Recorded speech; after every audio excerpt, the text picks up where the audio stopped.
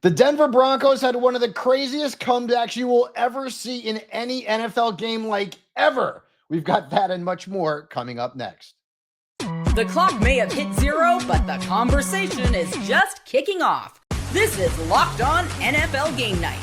From the early window thrillers to the 4 o'clock fireworks, and of course the Thursday night spotlight, we've got you covered with all the jaw-dropping touchdowns, head-scratching calls, and the hot takes you'll be talking about tomorrow. You'll find it all here every week. The game may be over, but the conversation is just getting started. This is Locked On NFL Game Night.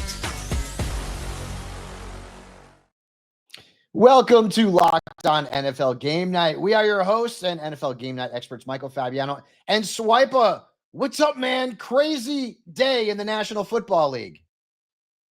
Look, I'm not going to lie to you. The start of this day didn't go as planned.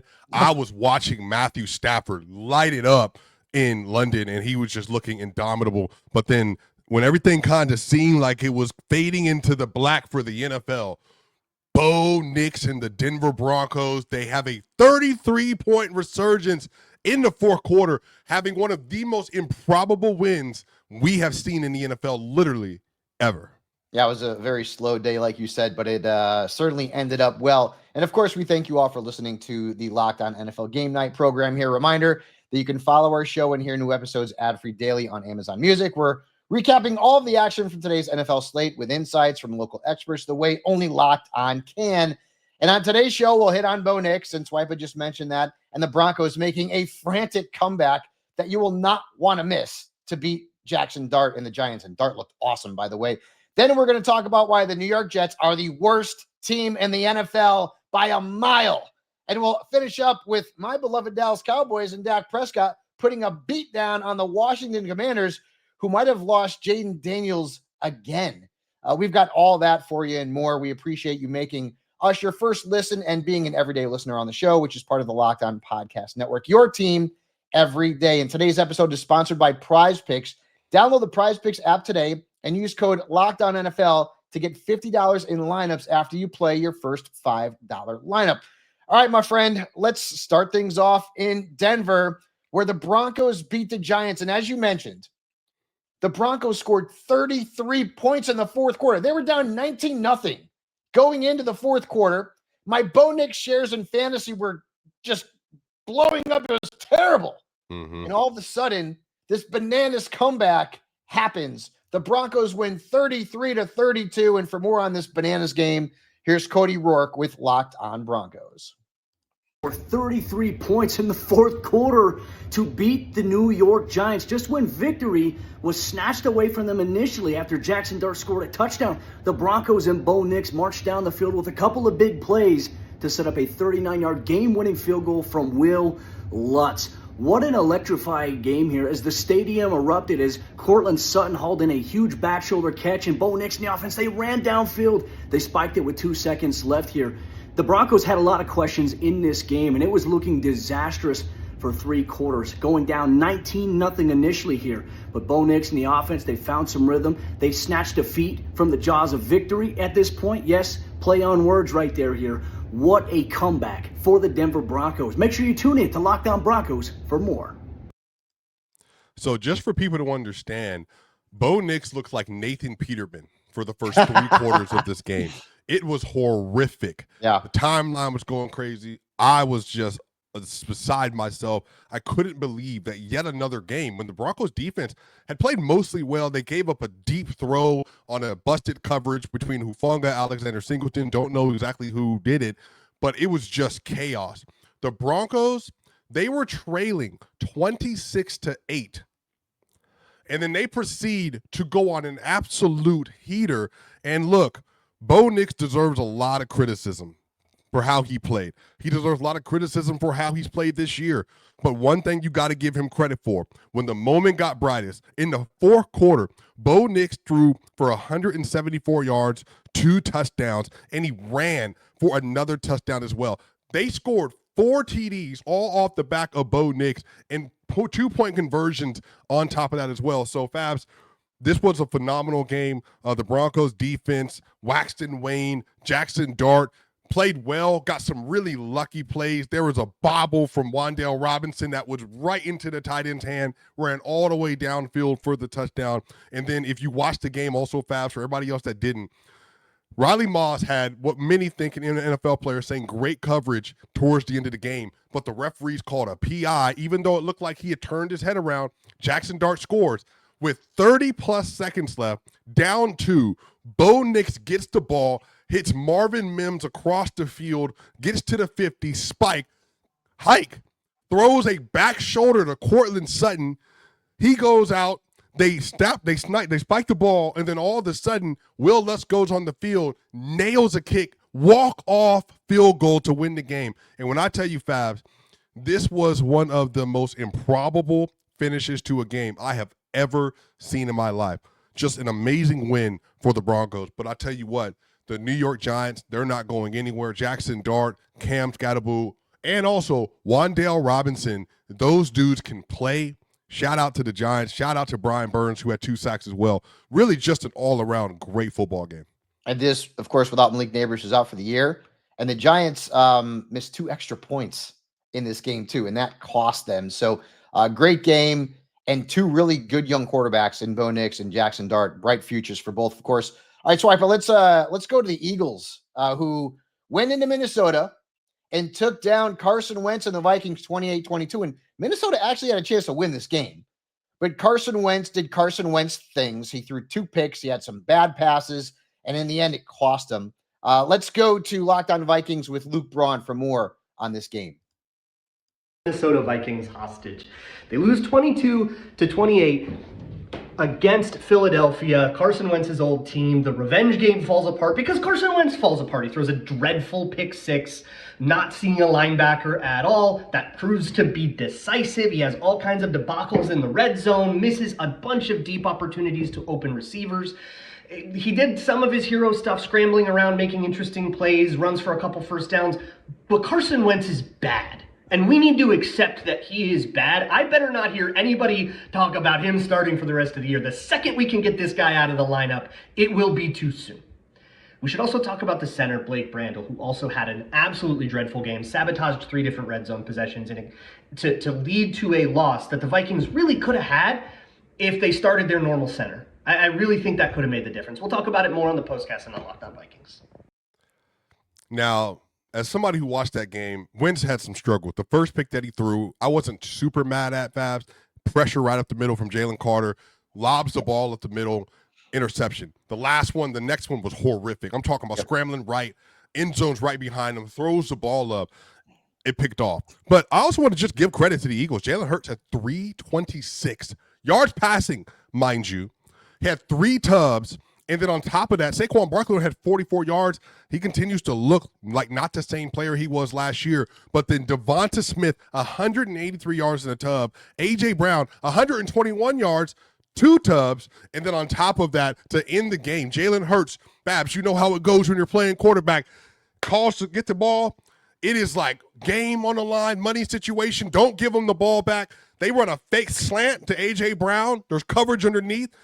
Man, Hurts sits back there, throws a nice lob over the top. Isaiah Rodgers trying to catch up. A.J. Brown right in the breadbasket. Jalen Hurts, money play, money throws, Super Bowl MVP. A.J. Brown, what a game. They got 2 elite receivers, both performed today. So despite the fact that the Vikings could have won that game, the Philadelphia Eagles respond from losing 2 straight with a great win in Minnesota. It was good to see the Eagles passing game look good. And Saquon Barkley has not looked good, and I can go back and talk about all of the different things and the reasons why he's not having a great season. But we're only going to go 30 minutes on this program. So he looked phenomenal, though. Jalen Hurts and A.J. Brown, Devontae Smith, as you mentioned, both had very big games. Big win for the Eagles, who had lost a couple games in a row. So we just talked about 2 of the best games of the day. And now, Swipe, I present you with the Miami Dolphins. 31-6 loss to Dylan Gabriel and the Browns. It was the Quinshon Judkins show. 3 touchdowns. Cleveland takes home the win, and it might be time for the Fish to make chum of their head coach, Mike McDaniel. We'll see. And let's get Kyle Krabs' views on that topic and more with Locked On Dolphins. Because he likes Mike McDaniel. And I like Mike McDaniel too.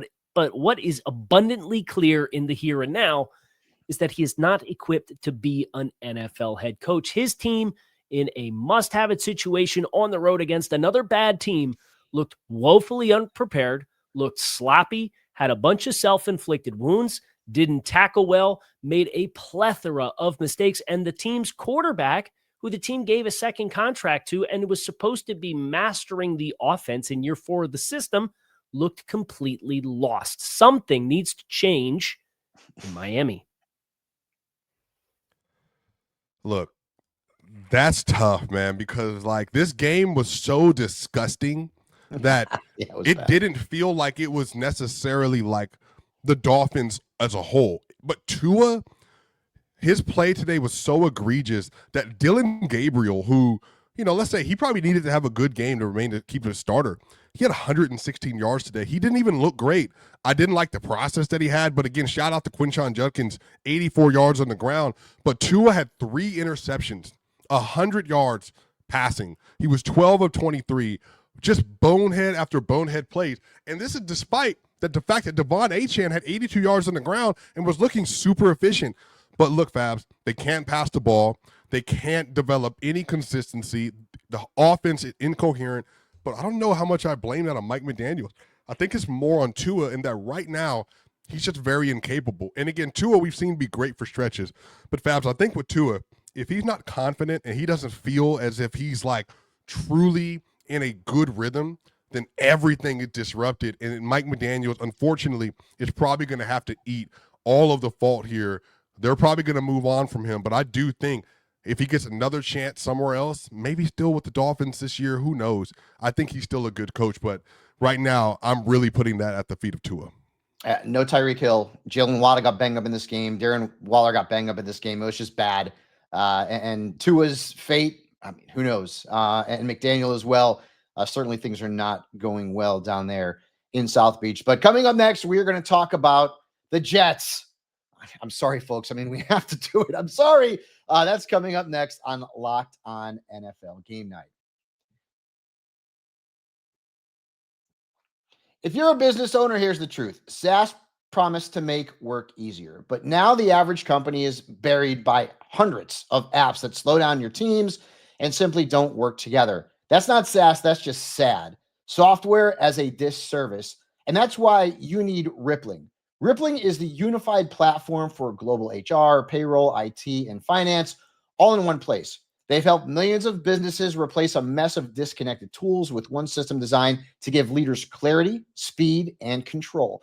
By uniting your employees, your teams, and your departments into one system, Rippling removes the bottlenecks, busy work, and silos your software created. Everything from onboarding to payroll to IT access runs automatically and perfectly in sync.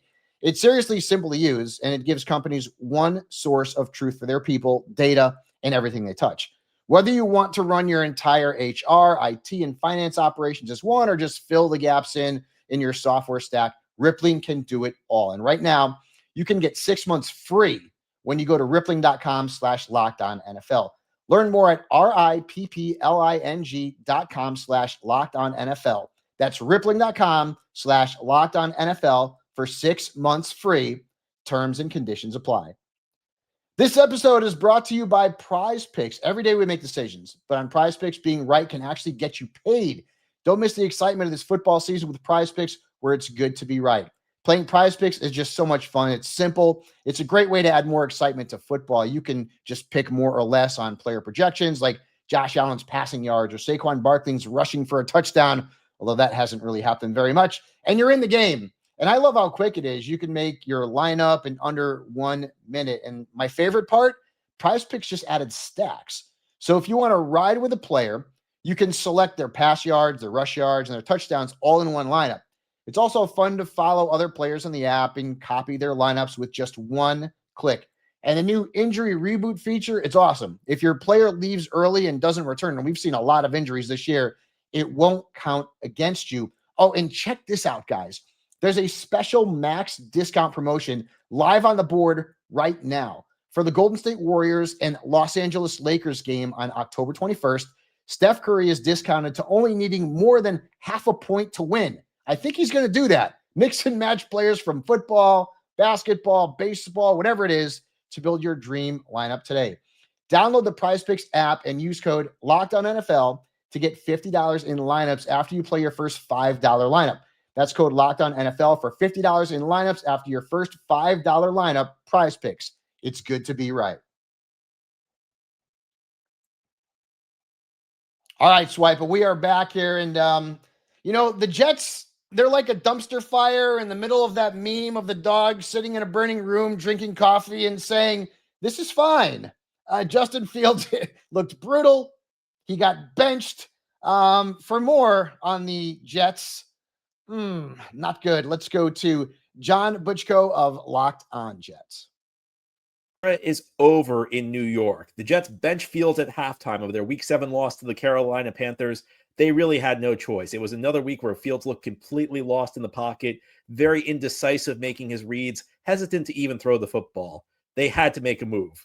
In comes Tyrod Taylor, and the offense moves a little bit better, but Taylor throws 2 interceptions. Jets receivers don't make plays that are there to be made, and the Jets lose their 7th straight game to start the season. It is a 2nd straight game where the defense allowed 13 points, but the Jets still managed to lose it.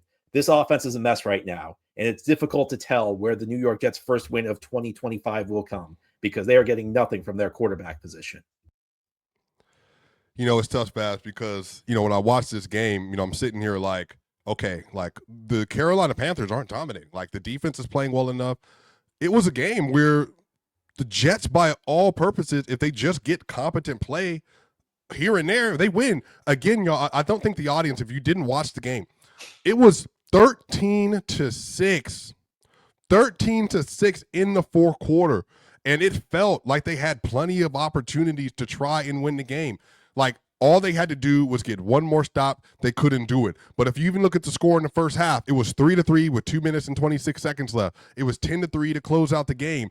And then if you look at it, they get the ball down 13-3 at the top of the third or in the middle of the third, but they just couldn't develop any synchronicity. And yeah, Justin Fields, I know, I get it, like 46 yards, it's unacceptable. Tyrod Taylor comes into the game. He goes 10-22 for 126 yards. He did have 2 picks, but that comes to the weapons. Like right now, if you look at the receiving core, it's Tyler Johnson, it's Mason Taylor, it's Josh Reynolds, it's Alan Lazard. They don't have anybody because Garrett Wilson wasn't there, and then Breece Hall only had 38 yards on the ground. No one's afraid of them. On the other end, Bryce Young exits because of an ankle injury. He had 130 yards in TD, but Rico Dowdle continues to dominate the backfield. This is important. Chuba Hubbard is back. Chuba gets 14 carries, only had 31 yards. Rico, 17 carries for 79 yards. I don't think that the room has changed hands completely, Fabs, but I do think that Rico has shown in the last 3 weeks, I might just be better than Chuba. And then if you look at the receiving core, Ted Aurora McMillan, just 3 for 33, but Xavier Legette, everybody is saying it's one of the worst receivers in football, 9 for 92 and a touchdown with Fabs, really crucial catches today as well. So shout out to the Panthers, get yet another win. Yep, after beating the Cowboys last week, they go ahead and beat the Jets. The Jets are just in a lot of trouble. That team is a mess in real and fantasy football, and I know about that. And Carolina, that backfield, I don't think it's might swipe. I think Rico Dowdle is better than Chuba Hubbard. Hopefully, he gets more burn moving forward. Let's go from one team that really stinks in the Jets to another team that really stinks in the Titans. Cam Ward is struggling. I feel bad for this kid. The defense is terrible. Mike Vrabel gets his revenge. For more on this, let's go to a very animated Tyler Rowland and Locked On Titans. Chargers got blown out on Sunday as their defense was nowhere near ready for the Colts' high-powered offense.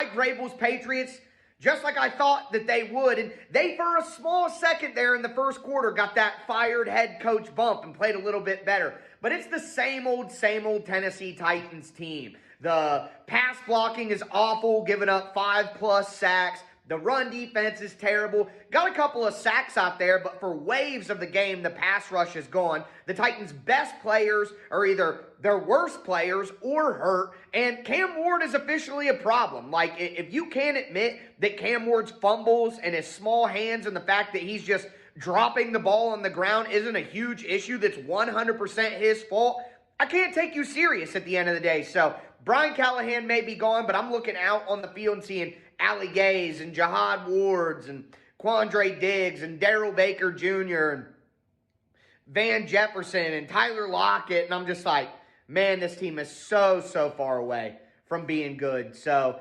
it was different for a little bit. I hope you guys didn't buy into that. But at the end of the day, it's the same old Tennessee Titans team. One of the worst teams that are playing in the NFL this year, period. And maybe one of the worst teams in recent NFL history. Congrats to Mike Vrabel. You got your revenge. But the Titans are so far away from being good. Yeah, it's really unfortunate because I know Titans fans were really excited about this season. Obviously, Cam Ward, highly touted prospect. And honestly, he's had some really good moments. But really, I think in the last few weeks, Babs, it's just the pressure is getting to him. I think the coaching, the fact that they just fired their head coach, the inconsistent play call, it's a mix of things. And I think he's frantic. The timing is off. The pace is off. So he's taking a lot more sacks than he needs to, errant throws. But then it's just a lot of pressure. He doesn't have a run game to support him either, nor having a true number one receiver. All of that around, and the offensive line hasn't played well. So, like, I know Cam's also a problem. But right now, I think the Titans' infrastructure is not supporting him as well as they could.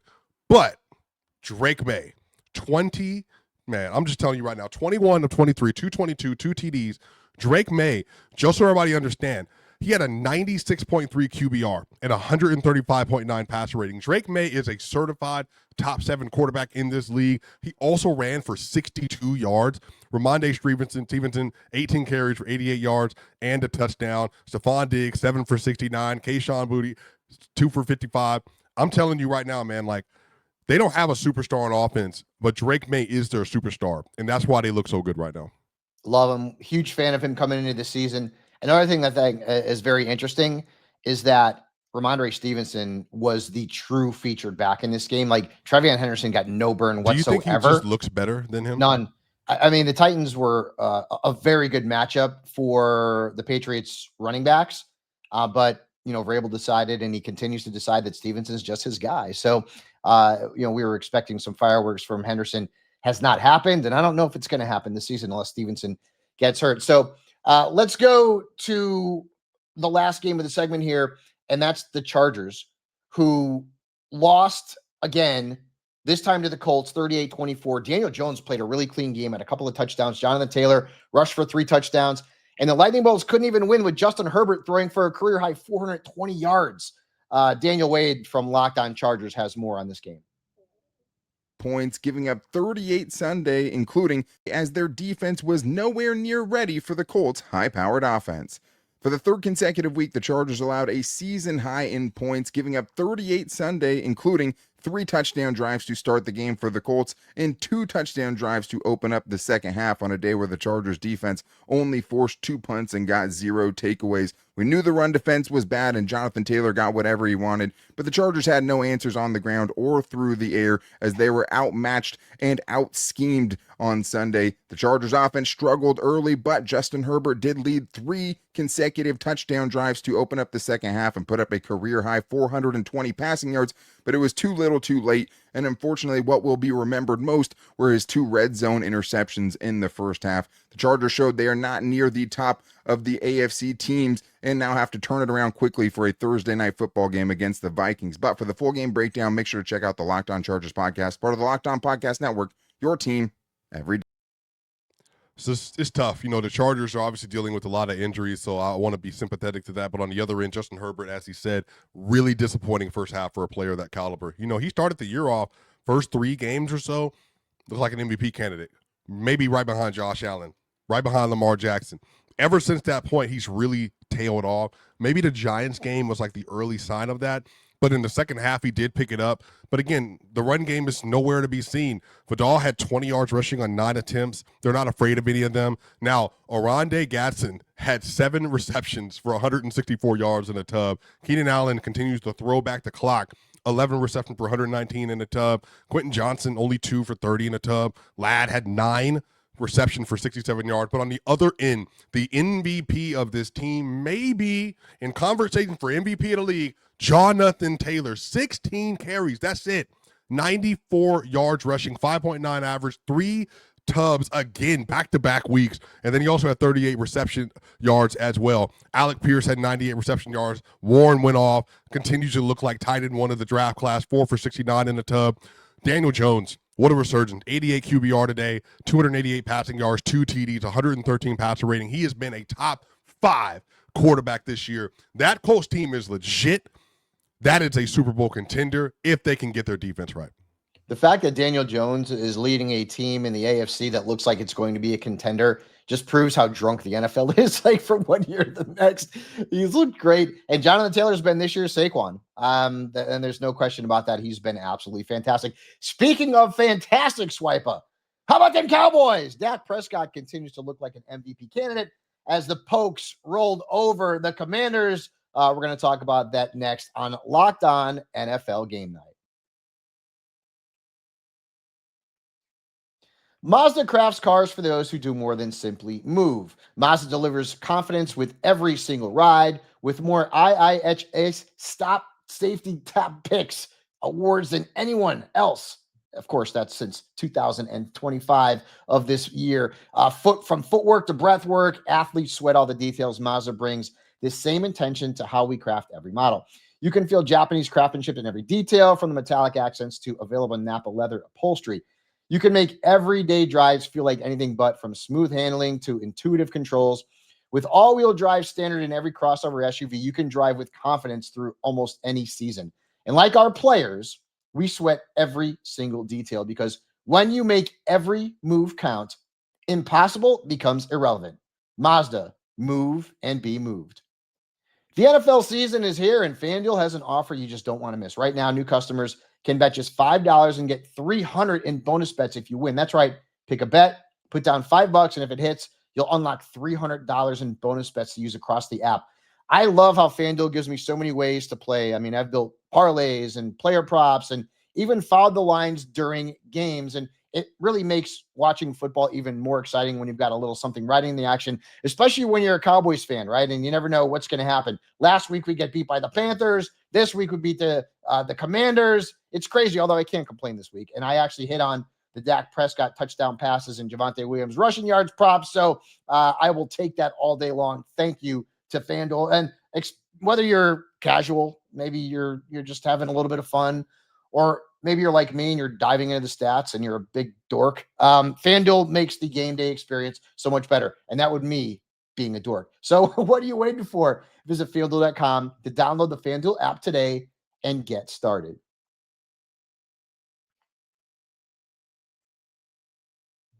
All right, we're back on Locked On NFL Game Night. I'm Fabs, he's Swiper, and the Dallas Cowboys opened a can of whoop you know what, as Stone Cold Steve Austin would say, over the Washington Commanders, and they may have lost Jaden Daniels again. He left the game with an injured hamstring, didn't come back.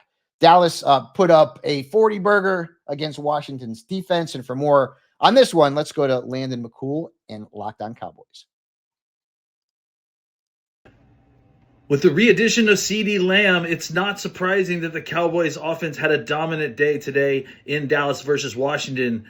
But the Cowboys defense having a dominant day, that's incredibly surprising. Hi, I'm Landon McCool with the Locked On Cowboys podcast, and the Dallas Cowboys slaughtered the Washington Commanders in Dallas 44-22, and frankly, the score may not even tell the tale of how not close this game was. Dallas had control of it for most of the second half, and really after some miscues on their second drive in which they gave up a safety, and really some self-inflicted wounds on offense. The Cowboys offense was simply unstoppable, and the Cowboys defense did more than enough to win this game, as it got several stops and a pick six by Deron Bland to completely dominate this game from tip to tail. For more on this, make sure you guys check us out on the Locked On Cowboys podcast.